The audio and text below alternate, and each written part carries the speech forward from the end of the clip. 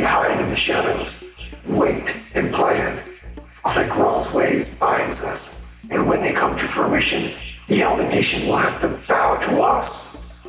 But until then, we will lurk, hunt, and locate the most powerful artifacts in all of wild space. Insectare are a humanoid race rumored to be the descendants of a magical union of elves and insects.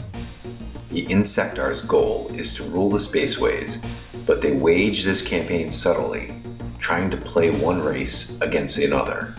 While instigating these problems, the Insectare try to stay in the background. These humanoids are immediately recognized by their lime green skin and 2 8-foot antennae that sprout from behind their elven ears. For this reason, they wear heavy, concealing clothes, such as large robes with hoods pulled in close.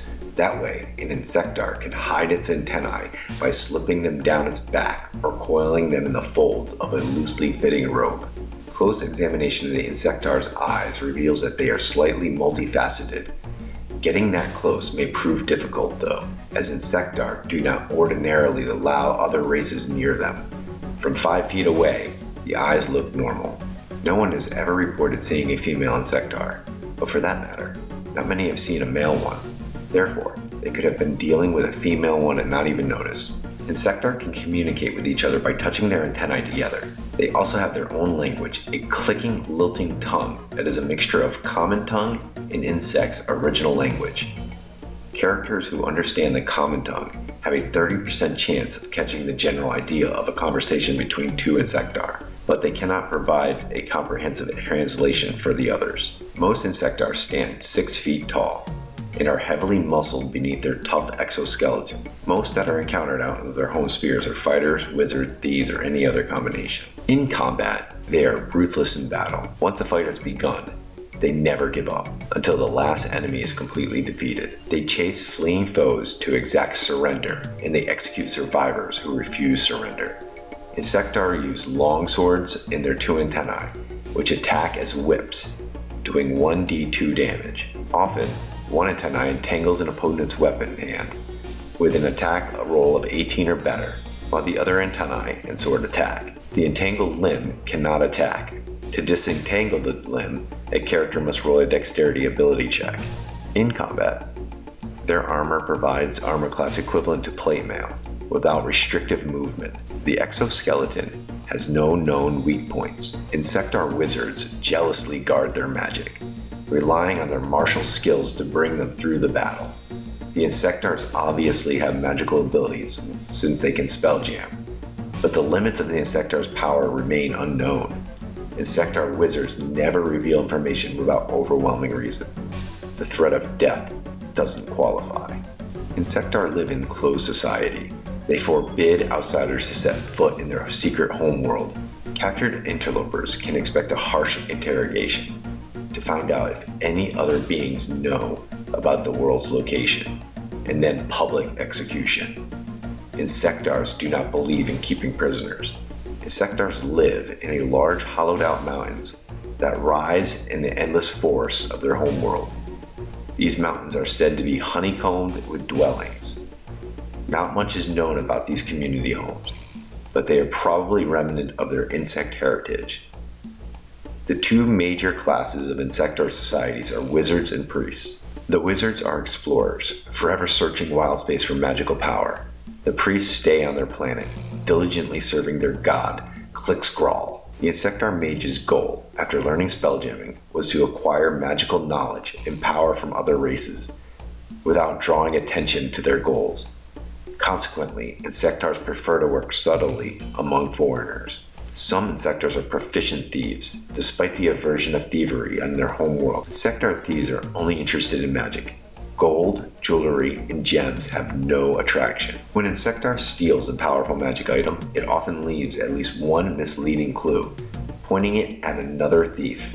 Insectare priests rarely leave their homeworld, for they prefer not to venture far from Clickroll. If a priest is found off-world, its mission must be highly important to Insectare race. Clickroll grants Insectare priests who reach 2nd level 1 special ability. They can summon insects from surrounding area and send them against one opponent. This swarm of insect arrives one round, inflicts 1d8 of damage per round, and remain for one round per level of the spellcaster. Unlike other Insectare, priests have normal humanoid eyes. No explanation has been found for this difference. 10 ancient Insectare priests on the Insectare homeworld serve as high priests of Clickgrawl. They are 11th level priests and never leave the planet. They are twice as large as the usual Insectare and can communicate directly with Clickgrawl. The Insectare travel space in their own distinctive ship, the Click-Click-Clack. The sleek ship resembles a grasshopper head with two long antennae trailing behind it. The name means service to Clickgrawl. The Insectare power the Click-Clack with a special Spelljammer helm consisting of a shiny copper sphere with two holes. To propel the ship through space, the Spelljammer inserts the two antennae. Only antennae can use this helm. Conversely, Insectares cannot use any other kind of helm. Rumors have it that a new, larger version of the Click-Clack roams spaceways, but no sightings are confirmed. Spacefaring people shun Insectare, especially elves. Elves vehemently deny any suggestion that they are related to Insectare. Insectare, aware of this discord, go to great lengths to remain inconspicuous among the elves and other foreigners. Although other races don't know much about the Insectare's master plan, they note the Insectare's secrecy and deviousness, which puts many on guard. A good weaponsmith can work the outer skin of the Insectare, which is a hard exoskeleton, into a +1 shield, and can fashion an antennae into a short rope or a whip. However, Insectare considered this practice abominable, and anyone who uses such a weapon or shield earns every Insectare's instant hatred.